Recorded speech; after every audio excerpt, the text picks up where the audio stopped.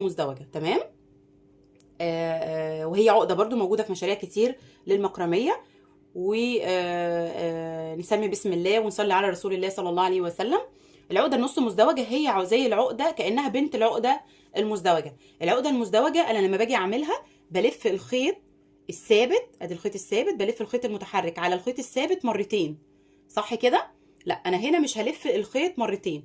اولا هي بتتعمل دي بخيط واحد بس، العقده النص مزدوجه بخيط واحد، بعلق فتله واحده اهي، عقده تثبيت على الخشبه. وبعدين هعملها ازاي؟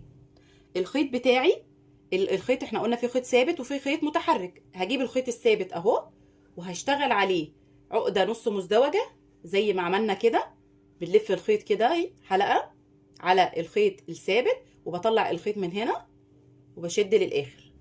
تمام. طيب هكملها بقى التانية. لا، هي نص مزدوجة، هتبقى هعمل الخيط مرة واحدة وهاخد الخيط الثابت اخليه هو، يعني اخلي ده بقى هو الثابت وده هو اللي متحرك، وهرجع اعمل تاني على الخيط ده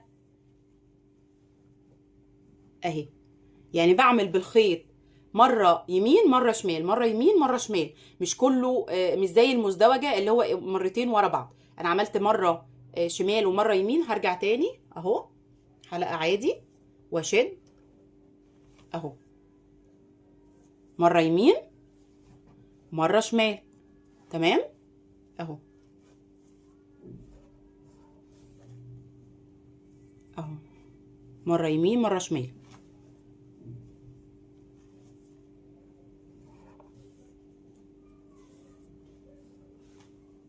مرة يمين مرة شمال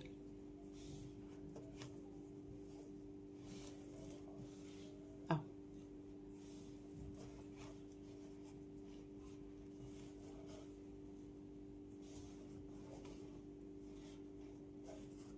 مرة يمين مرة شمال.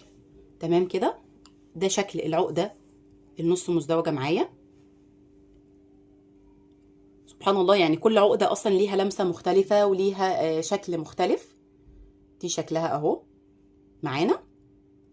تمام. بنستخدمها برضو في شغل في بعض مشاريع المكرميه. الحمد لله رب العالمين، كده عندنا بيس حلو قوي وقاعده كويسه جدا في العقد.